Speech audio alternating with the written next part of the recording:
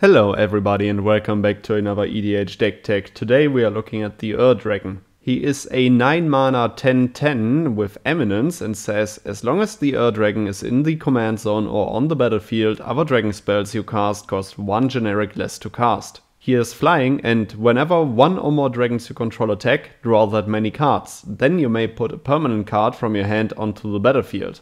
Alone due to his Eminence ability, the Dragon is an absolute powerhouse, and due to him being in 5 colors, he's by far one of the most favorized dragon commanders. We are going to win the game by bringing out the Dragon as fast as possible, attacking with a bunch of dragons, drawing many cards and putting our powerful permanents onto the battlefield due to his ability. We will ramp him out with Cloth, Unrivaled Ancient, 7 mana 4/4 Flying Haste, and whenever Cloth, Unrivaled Ancient attacks, add X mana in any combination of colors, where X is the total power of attacking creatures. Spend this mana only to cast spells. Until end of turn you don't lose this mana as steps and phases end.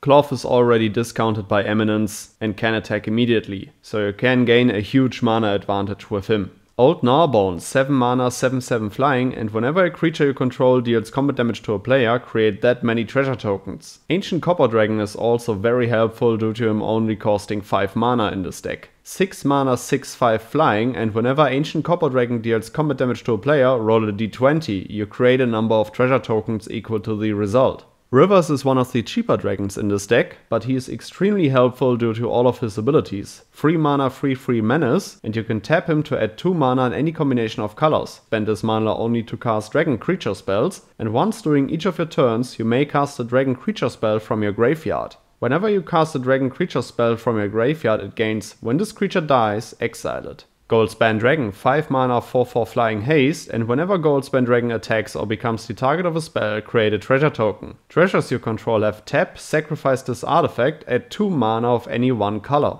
Savage Ventmaw, 6 mana 4/4 Flying, and whenever it attacks, add 6 mana. Until end of turn you don't lose this mana as steps and phases end. Let's go for a little bit more early mana acceleration. Bloom Tender, 2 mana 1/1, and tap her for each color among permanents you control, add 1 mana of that color. Scaled Nurturer, 2 mana 0/2, add green. When you spend this mana to cast a dragon creature spell, you gain 2 life. Birds of Paradise, 1 mana 0/1 flying, and add 1 mana of any color to your mana pool for tapping it. Faeburrow Elder, 3 mana 0/0 with Vigilance, and it gets +1/+1 for each color among permanents you control. You can tap it for each color among permanents you control, add 1 mana of that color. Delighted Halfling, 1 mana 1/2, you can tap it to add 1 colorless, and you can tap it to add 1 mana of any color. Spend this mana only to cast a legendary spell, and that spell can't be countered. A little bit more expensive but even more powerful is Morophon the Boundless, 7 mana 6/6, Changeling, and as Morophon the Boundless enters the battlefield, choose a creature type. Spells of the chosen type you cast cost Wooburg less to cast. This effect only reduces the amount of colored mana you pay. Other creatures you control of the chosen type get +1/+1. This is your absolute top end cost reduction. Of course, the Dragon has a very powerful card draw mechanic, but we don't only want to rely on this one. In addition to that, we will also play other powerful enchantments, like Dragon Tempest, 2 mana enchantment. Whenever a creature with flying enters the battlefield under your control, it gains haste until end of turn. Whenever a dragon enters the battlefield under your control, it deals X damage to target creature or player, where X is the number of dragons you control.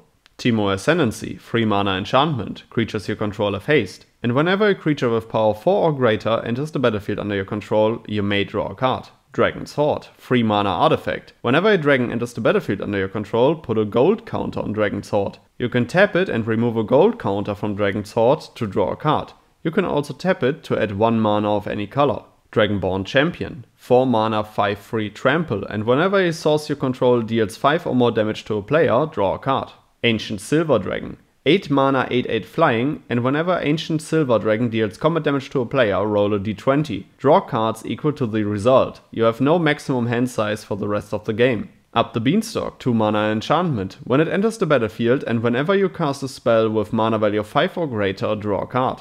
And now let's talk a little bit more about your top end enchantments. Shadow in the Warp, 3 mana enchantment. The first creature spell you cast each turn costs 2 less to cast. Whenever an opponent casts their first non-creature spell each turn, Shadow in the Warp deals 2 damage to that player. Crucible of Fire, 4 mana enchantment. Dragon creatures you control get +3/+3. Rhythm of the Wild, 3 mana enchantment. Creature spells you control can't be countered. Non-token creatures you control have Riot, so they either enter with a +1/+1 counter or with haste. Frontier Siege, 4 mana enchantment. As it enters the battlefield, choose Khans or Dragons. If you choose Khans, at the beginning of each of your main phases, add 2 green to your mana pool. Remember, it's on each of your main phases. And if you choose Dragons, whenever a creature with flying enters the battlefield under your control, you may have it fight another target creature you don't control. Warstorm Surge, 6 mana enchantment. Whenever a creature enters the battlefield under your control, it deals damage equal to its power to any target. Descendant's Fury, 4 mana enchantment.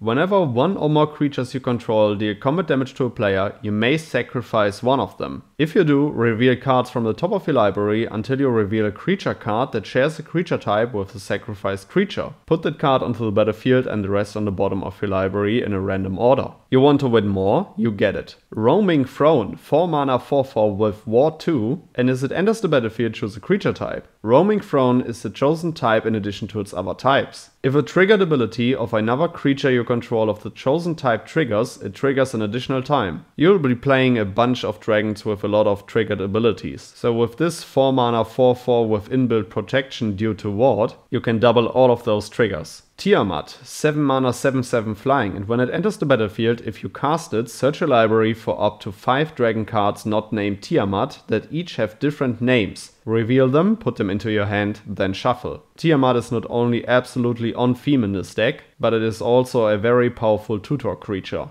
And last but not least, Mirim, Sentinel Worm, 6 mana 6/6 flying with War 2. Whenever another non-token dragon enters the battlefield under your control, create a token that's a copy of it. Except the token isn't legendary if that dragon is legendary. What is even more powerful than one Dragon? You're correct, 2. Alright guys, these were a few cards that I would play in the Dragon deck. Let me know down in the comments below which cards you would add to the deck, which legendary creature I shall feature next, and then I would say see you on the next one. Goodbye guys.